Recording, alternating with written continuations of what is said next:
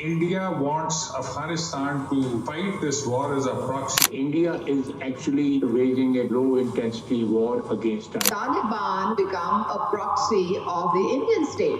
পাকিস্তানের defence minister Khawaja Asif কিছুদিন আগেই অভিযোগ করে যে আফগানিস্তান ভারতের কলোনিতে পরিণত হয়েছে। তারা নাকি ভারতের প্রক্সি হয়ে পাকিস্তানের সাথে লড়াই করছে।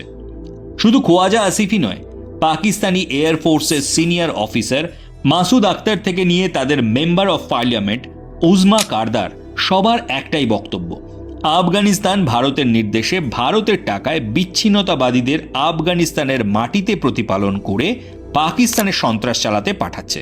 শুধু পাকিস্তানিরাই নয়, প্রাক্তন সিআইএ অফিসার স্যারা অ্যাডামস এক ইন্টারভিউতে দাবি করেছিল যে ভারতীয় ইন্টেলিজেন্স এজেন্সি আফগানিস্তানে তালিবানদের নেটওয়ার্ক ব্যবহার করে পাকিস্তানে লুকিয়ে থাকা বিভিন্ন ভারত বিরোধী সন্ত্রাসী, বিশেষত কাশ্মীরি মিলিটেন্টসদের হত্যা করাচ্ছে।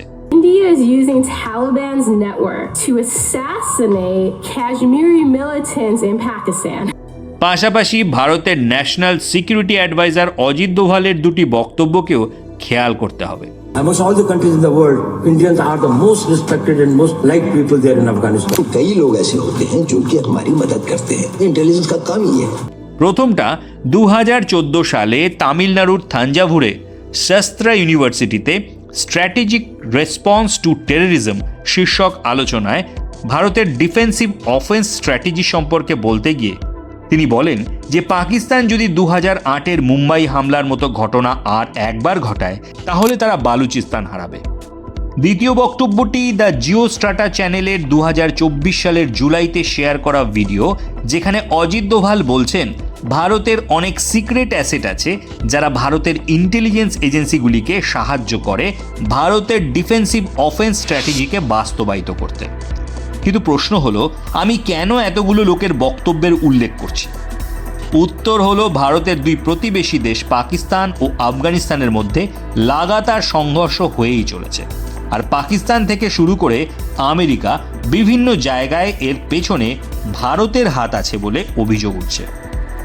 ম্যাপের দিকে তাকালে ডুরান্ড লাইন বরাবর এই সংঘর্ষ পাকিস্তান ভার্সেস আফগানিস্তানের মনে হতেই পারে, কিন্তু যদি একটু জুম আউট করা যায় তাহলে আর একটা থার্ড পার্টির মুখও দেখা যেতে পারে, ভারত, বা আরও স্পেসিফিকভাবে বললে ভারতের national security adviser Ajit Doval. যেখানে তিনটে দেশের কথা হচ্ছে সেখানে আলাদা করে মানুষ অজিত দোভালের কথা কেন বলছি তার কারণটা খুব গুরুত্বপূর্ণ, এবং এই ভিডিওতে সেটাই বোঝাবো। একটাও গুলি না চালিয়ে ভারতের সামরিক রসদ এক ফোঁটাও খরচা না করে কি করে দোভাল সাহেব অফেন্সিভ ডিফেন্স স্ট্র্যাটেজির দ্বারা পাকিস্তানকে পর্যুদস্ত করছেন সেটা জানতে ভিডিওটি শেষ অবধি অবশ্যই দেখুন। জানেন কি, 1947 সালে যখন পাকিস্তানের জন্ম হয় সেই সময় পুরো বিশ্বে যে একমাত্র দেশটি ইউনাইটেড নেশনসের সদস্য হিসাবে পাকিস্তানের যোগদানের বিরুদ্ধে ভোট দিয়েছিল সেটা কোন দেশ? আফগানিস্তান। হ্যাঁ, ঠিক শুনছেন, জন্ম থেকেই পাকিস্তান ও আফগানিস্তান একে অন্যের শত্রু।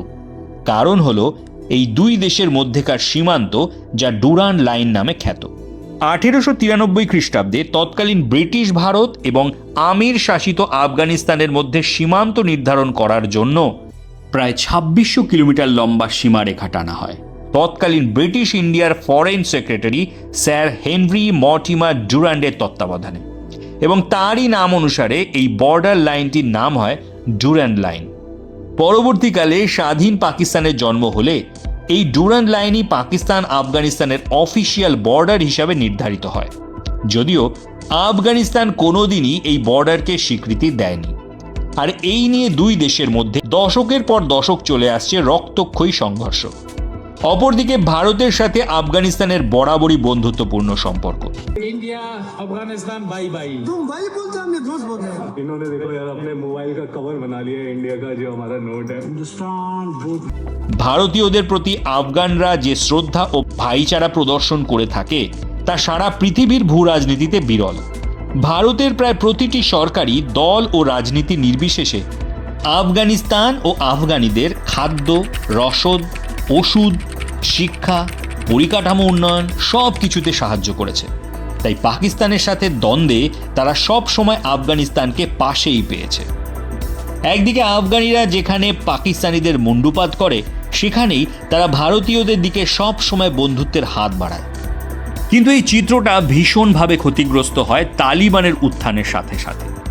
1980-র দশকে আফগানিস্তানে তৎকালীন সোভিয়েত রাশিয়া ও আমেরিকা যখন ছায়া যুদ্ধে অবতীর্ণ হয়, তখন আমেরিকার অর্থ ও সামরিক মদদে পাকিস্তান আফগানিস্তানের মাটিতে তালিবানের জন্ম ও বেড়ে ওঠাতে সাহায্য করে। তারা এমনকি তালিবানদের নিজের দেশে আর্মি ও আইএসআই এর বিভিন্ন ট্রেনিং ক্যাম্পে সামরিক প্রশিক্ষণও দেয়। রাশিয়ার বিরুদ্ধে আমেরিকার সাহায্যার্থে এদের ব্যবহার করার সাথে সাথেই ভারতের বিরুদ্ধে বিভিন্ন নাশকতার কাজেও পাকিস্তান তালিবানদের ব্যবহার করেছে। বিশেষত কাশ্মীরকে অশান্ত করার ক্ষেত্রে পাকিস্তানি মদতপুষ্ট তালিবানদের সক্রিয় ভূমিকা ছিল এবং পাকিস্তানের প্রাক্তন সেনাপ্রধান ও প্রেসিডেন্ট পারভেজ মুশারফ নিজে মুখে সে কথা স্বীকারও করেছিল। সেই কারণেই 1996 সালে যখন তালিবানরা প্রথমবার ক্ষমতায় আসে, তখন ভারত তাদেরকে আফগানিস্তানের প্রকৃত শাসকের স্বীকৃতি দেয়নি, ফলে তাদের সাথে কোনো কূটনৈতিক সম্পর্ক স্থাপন করেনি। আর এর মাশুলও ভারতকে দিতে হয়েছিল কড়ায় গণ্ডায়, যখন 1999-এর ডিসেম্বর মাসে ভারতের বিমান IC-814 হাইজ্যাক করে কান্দাহারে নিয়ে যাওয়া হয়। পাকিস্তান এই অপারেশনটি তালিবানের সাহায্যেই সম্পন্ন করতে পেরেছিল। তালিবানের সাথে ভারতের সম্পর্ক কখনোই এরপর আর স্বাভাবিক হয়নি, যে কারণে 2021-এর 15ই আগস্ট যখন তালিবান দ্বিতীয়বারের জন্য ক্ষমতা দখল করে, তখনও ভারত তাদের স্বীকৃতি দেয়নি। অথচ অন্যদিকে পাকিস্তানি সরকার ও তার রাজনৈতিক এবং সামরিক নেতারা বরাবরই তালিবানদের সাথে ঘনিষ্ঠ সম্পর্ক রেখেছিল। একসাথে নমাজ পড়া, একসাথে চা খাওয়া কিংবা এক ফটো ফ্রেমে ধরা পড়া তালিবান ও পাকিস্তানিদের মধ্যে সেই 1980-র দশক থেকেই হয়ে আসছে।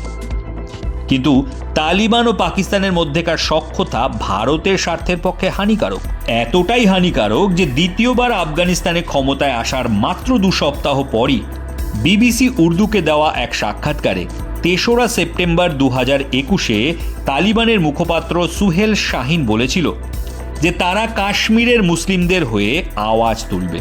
বলাই বাহুল্য, এটা ছিল ভারতের এগেনস্টে অনাস্থা প্রকাশ করা। অথচ ঠিক একই সময়ে পাকিস্তানের ISI এর তৎকালীন ডিরেক্টর জেনারেল ফ্যাজ হামিদকে কাবুলের একটি হোটেলে তালিবান নেতাদের সাথে গল্প গুজব ও চা পানে ব্যস্ত দেখা যায়। ভারত সরকারের উঁচু মহল একই মাসে ঘটে যাওয়া এই 2 ঘটনায় প্রমাদ গণে এবং তারপরই ভারতের জাতীয় স্বার্থ সুরক্ষিত করতে পুরো পরিস্থিতির কন্ট্রোল নেওয়ার জন্য আসরে নামেন NSA অজিত দোভাল। তিনি ভারত সরকারের ব্যাকডোর ডিপ্লোমেসি এবং নিজের ব্যক্তিগত যোগাযোগ 2 কাজে লাগান। দফায় দফায় তালিবানদের সাথে গোপন বৈঠক চালান, স্ট্র্যাটেজি ইমপ্লিমেন্টেশনের জন্য মাসের পর মাস ব্যয় করেন এবং তারপরই 2022-এর মাঝামাঝি থেকে সবকিছু আস্তে আস্তে বদলে যেতে থাকে। ভারত থেকে খাদ্য, বস্ত্র, ওষুধ, কোভিডের ভ্যাকসিন এ সমস্ত কিছুই পৌঁছতে শুরু করে আফগানিস্তানে। এমনকি ওই বছরের ভারতের অর্থনৈতিক বাজেটে $27 মিলিয়ন অ্যালোকেট করা হয় আফগানিস্তানকে আর্থিক সাহায্য দেওয়ার জন্য। আর এর সাথে সাথেই লক্ষ্য করা গেল কূটনৈতিক স্তরেও তালিবানরা ভারতের কাছাকাছি আসতে এবং ভারত সম্পর্কে খুব ভালো ভালো মন্তব্য করতে শুরু করেছিল এবং পাশাপাশি নানা বিষয়ে পাকিস্তানের সমালোচনাও শুরু করে। আর একই সাথে পাকিস্তানে বালুচিস্তান ও খাইবার পাখতুনখোয়াতে পাকিস্তানের প্রশাসনের বিরুদ্ধে নাশকতার ঘটনা আগের চেয়ে কয়েক গুণ বেড়ে গেল। সাথে সাথেই আবার ডুরান্ড লাইন বরাবর আফগানি ও পাকিস্তানি সেনাদের মধ্যেও সংঘর্ষ শুরু হয়ে গেল।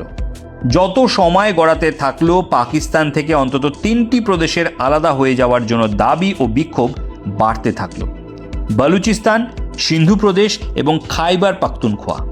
আর এর সাথেই পাল্লা দিয়ে বাড়তে থাকলো সীমান্ত নিয়ে আফগানিস্তান ও পাকিস্তানের মধ্যে চলতে থাকা রক্তক্ষয়ী বিবাদ। গত 2 বছরে পাকিস্তানে 1000-এর বেশি সন্ত্রাসবাদী হামলা হয়েছে, কয়েক হাজার সামরিক ও বেসামরিক পাকিস্তানি প্রাণ হারিয়েছে এবং কয়েকশো কোটি টাকার সম্পত্তিও নষ্ট হয়েছে। তালিবানরা কচুকাটা করেছে পাকিস্তানি সেনাদের। আর এসব কিছু কাকতালীয় মোটেও নয়। বরং এক গোপন ও অদৃশ্য স্ট্র্যাটেজির নিখুঁত বাস্তবায়ন। দোভাল সাহেবের ডিফেন্সিভ অফেন্স। সরকারিভাবে যদিও এর কোনো উল্লেখ কোথাও নেই, কিন্তু সেটাই স্বাভাবিক। আর এই স্ট্র্যাটেজি পাকিস্তানে উত্তর থেকে দক্ষিণে এবং সীমান্ত বরাবর আগুন জ্বালিয়ে দিয়েছে। এই ব্যাপারে আপনাদের কি মতামত কমেন্ট সেকশনে অবশ্যই জানান। ভিডিওটি ভালো লাগলে তা লাইক এবং শেয়ার অবশ্যই করুন, এবং চ্যানেলটি এখনও সাবস্ক্রাইব না করে থাকলে তা সাবস্ক্রাইব করে নিয়ে বেল বাটনটি টিপে দিন, যাতে পরবর্তী প্রতিবেদনের নোটিফিকেশন সবার আগে আপনার কাছে পৌঁছায়। দেখা হচ্ছে পরের ভিডিওতে। ভালো থাকুন, সুস্থ থাকুন।